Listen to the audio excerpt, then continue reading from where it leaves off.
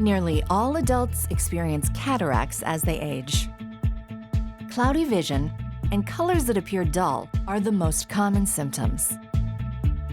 Cataracts are treated with surgery that replaces your natural lens with a clear, artificial one. Before choosing an artificial lens, you should know that lenses fall into two basic categories: fixed or adjustable.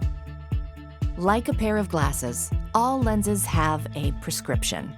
For a fixed lens, that prescription is determined before surgery while you still have cataracts. Once a fixed lens is implanted, the prescription cannot be changed without additional surgery, even if your vision is not ideal.